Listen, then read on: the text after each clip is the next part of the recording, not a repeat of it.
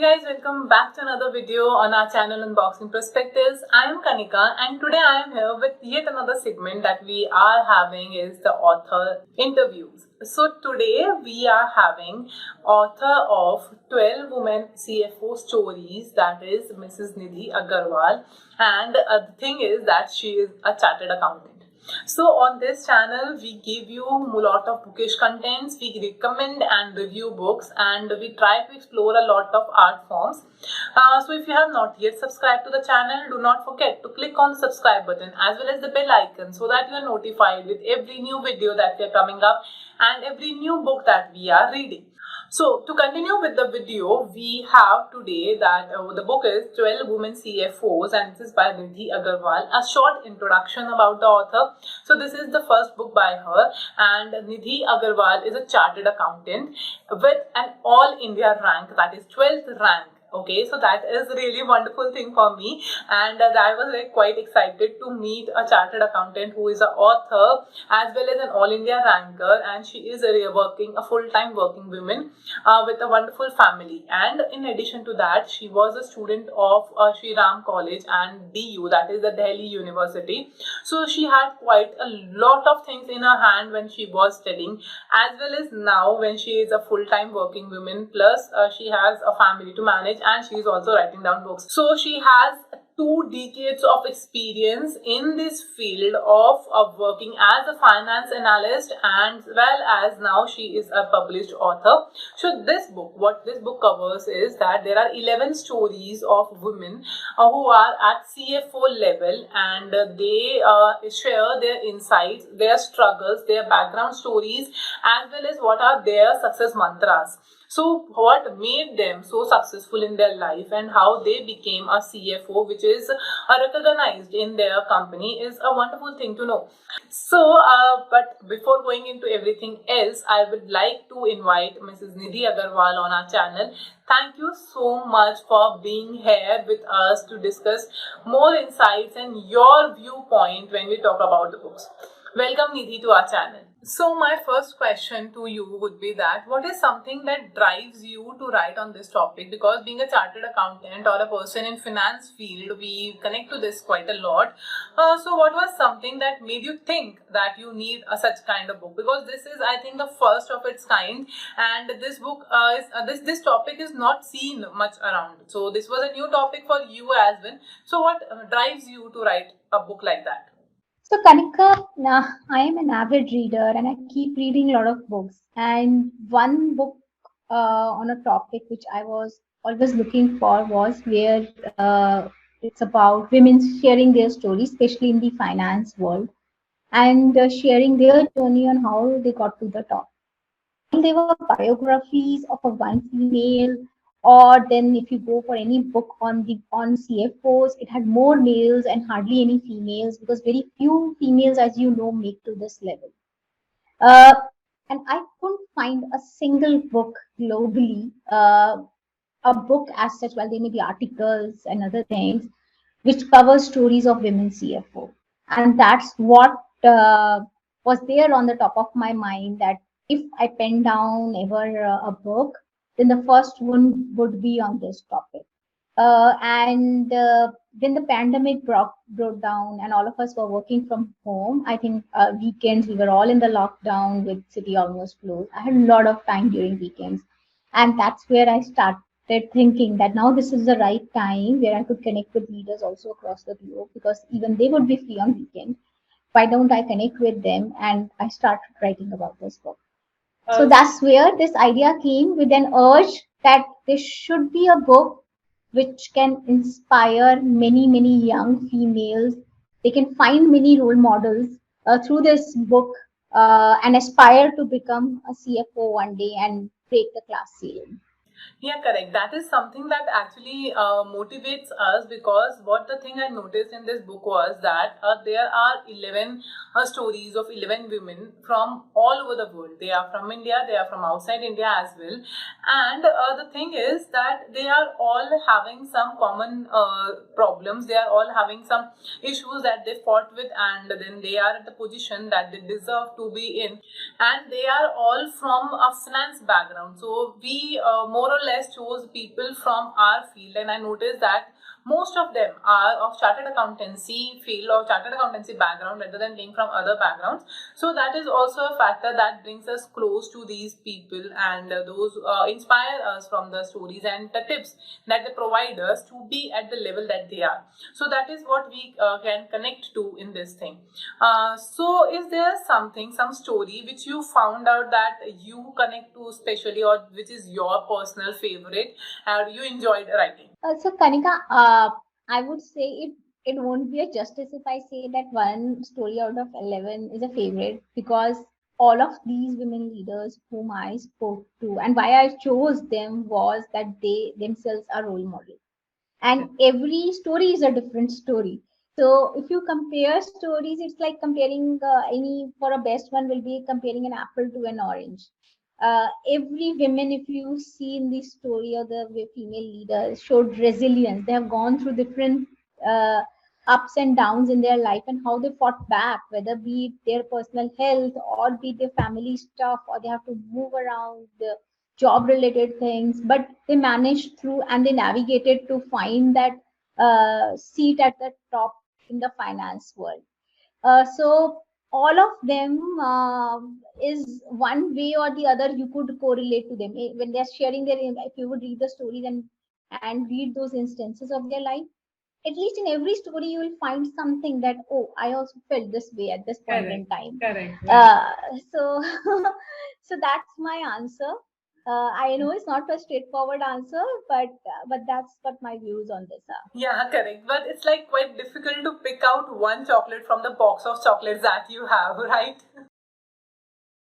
Or you can say, if you have 11 kids, as a mother, it will be very difficult to say that this child is most favorite out of 11. For a mother, all 11 are Yeah, favorites. correct.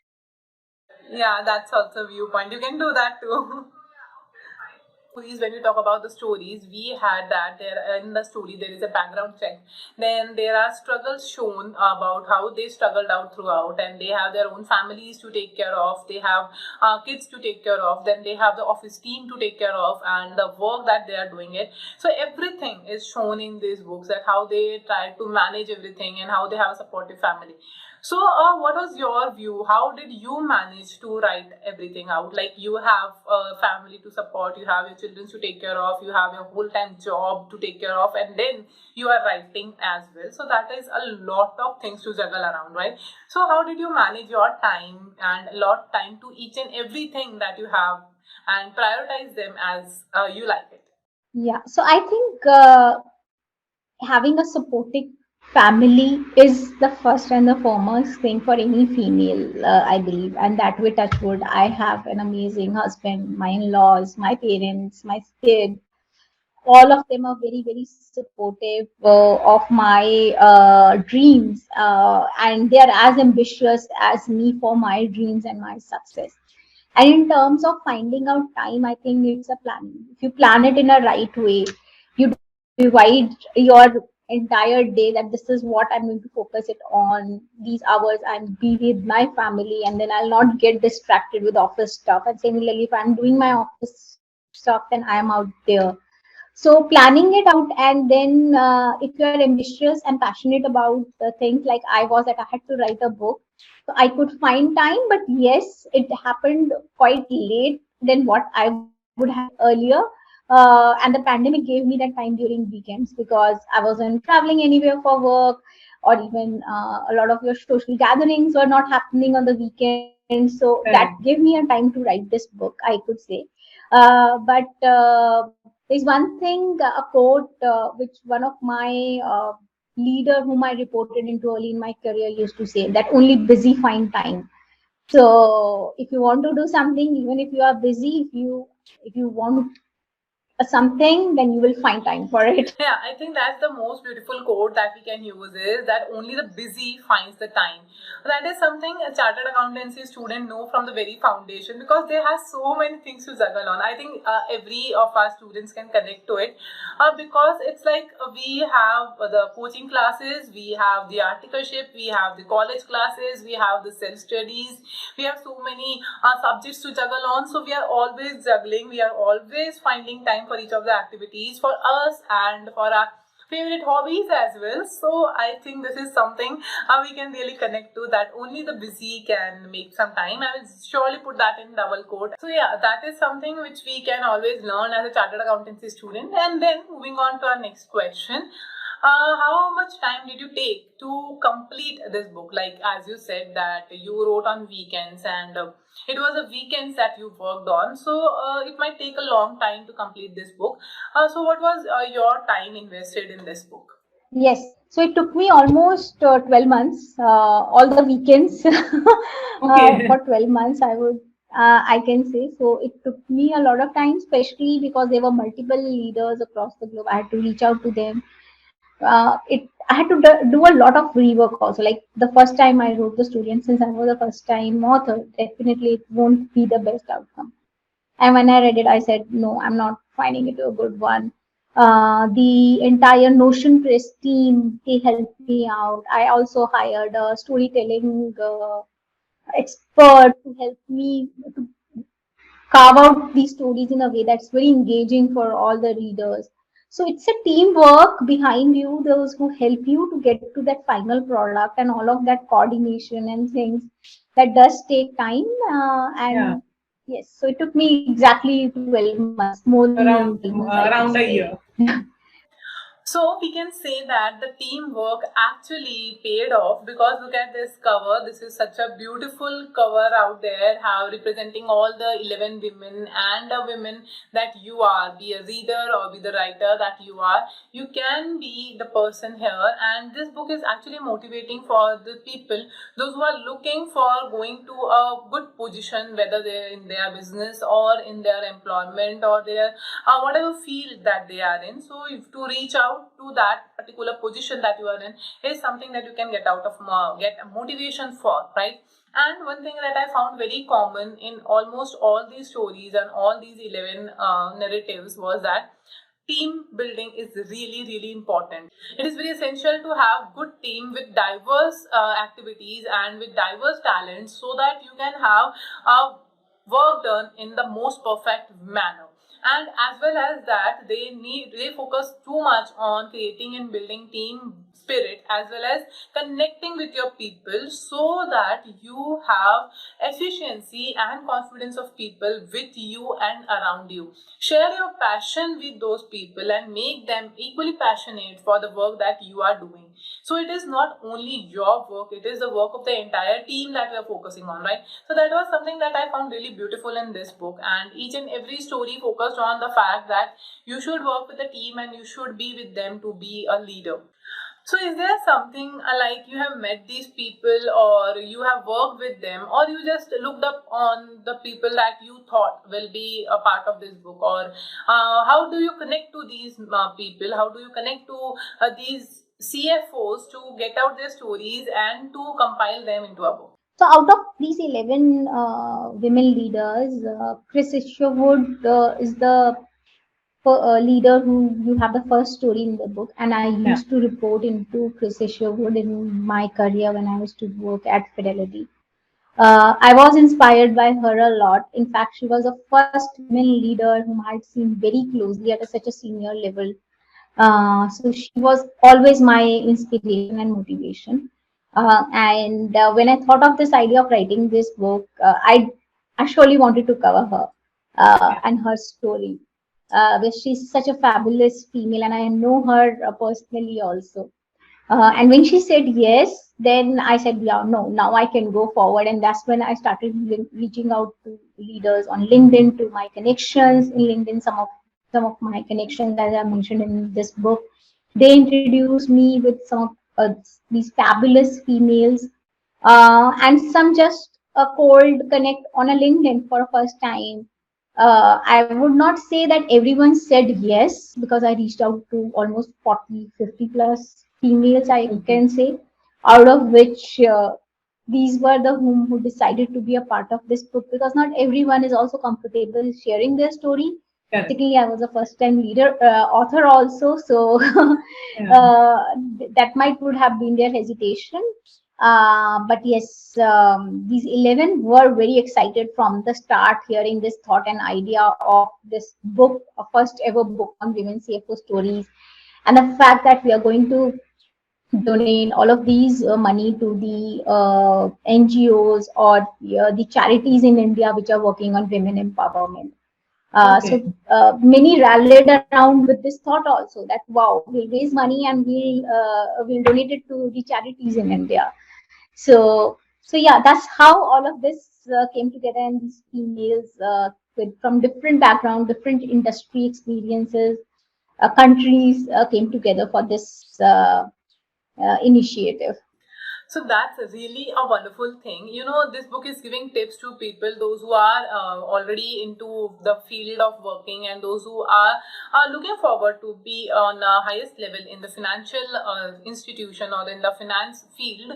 As well as this book is also helping the people, those who are underprivileged and those who are not able to enter into this field. So that is a wonderful thing to have, that this proceeds from this book are going for NGOs who are working for women empowerment and upliftment. So this book was really a good thing to go to. And the important thing is that even students who are still studying can go for this book, because this is like quite a small book and it's not like a step-by-step guide that you need to follow or stick to, or you need to read at a time or at a go. You can pick one story at a time and you can just pick out the tips that are important and work on them as you complete your studies or as you gradually grow over the things, right? So when we talk about the summaries or the tips that you can pick out of these stories, I, as usual, out of the habit, I made out a spreadsheet and a word form for that.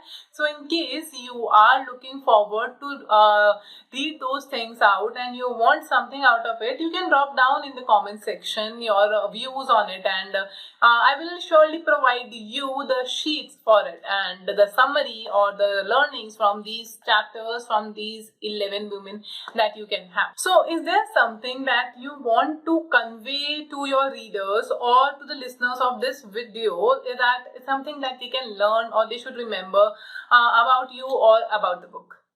So I would give only one message to everyone, that trust your own power. You are unstoppable. Dream big and go behind that dream. The universe will help you then achieve that dream. Everyone will support you in that dream, but you need to have that trust in your own power. Yeah, so true. This statement is that as we move ahead in our hierarchy, as we move up in the employment in our work, then we have to manage a lot of things. You need to manage your work, you need to manage your people, you need to manage your surroundings, your family, and everything. And at that time, this is really important that you trust yourself and you trust in your past, right? And when we talk about the book, it is like we have small pointers at the end of each chapter. That is the crux of what these people actually believe and what made them be where they are today. So this is also helpful for you. You can write them down. You can put them on your work desks. You can put them on your study tables, and you can feel motivated out of it. And they are the tips that you can have when you are working for your goals, right? Make your goal and trust yourself that you can achieve it.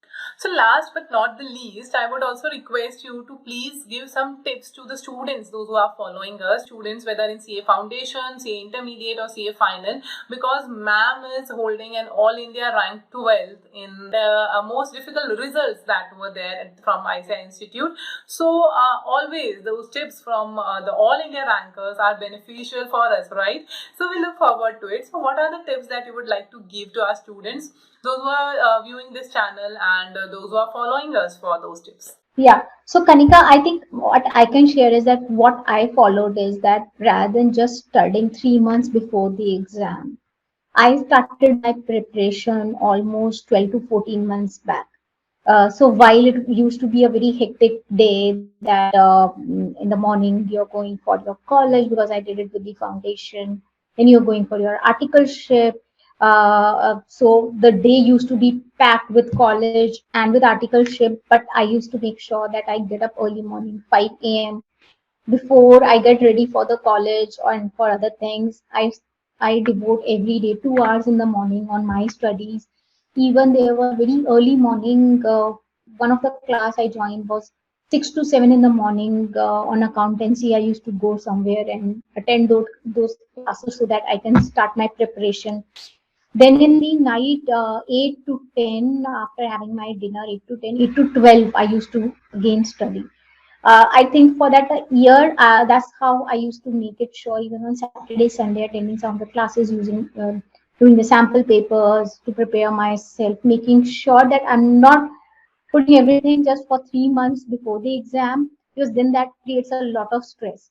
That's how I planned the entire 12 to 14 months to make sure that I have done my course at least once before that 3 months break you get for the preparation of your exam, so that then in those 3 months I'm just focusing on preparation rather than understanding the concept part. Already had. Yeah, right. So the concepts I made sure I cleared before that break, and that really made me confident that yes, now I'm ready to be there in the exam and give my exam in the right way. So planning does help. I know for those 12, 14 months, I still remember I never watched a movie. I never used to go out to have fun. But I knew that if this 12 months of my life, I would do it in a right way, then the next 40 years, 50 years of my life will be really good one. Really. Yeah, actually, I can also connect to what she said right now because when we were preparing, I came out spending 1 year in my room, and when I came out, I was not aware of what are the movies or what are the songs that were trending in that time. In fact, I still cannot connect to those songs because I don't have a session of that when this song came out and what was the connection to that song. So that is something that you need to give away, but at the same time when you get this degree you will for sure remember that this effort is worth it. So another thing that we get out of this video is that we are having the giveaway for this book, the Women CFO book, and you can find these stories with us. So I will give you the Instagram IDs for our channel as well as ma'am's Instagram ID in the description box below. You go to that channel and there would be the rules for the giveaway that will be given out, and those rules you need to follow, complete those rules, and we will give out the results on the basis of random numberings. The giveaway would be available up to 31st of March, and we will be declaring the results on 1st of April. As you know, we chartered accountants are quite fond of our new year, so the 1st of April is new year for us. We will be declaring winners on 1st of April, and up to 31st of March you can drop in the entries, you can drop in the comments required out there, and check out the channel on Instagram for the giveaway rules.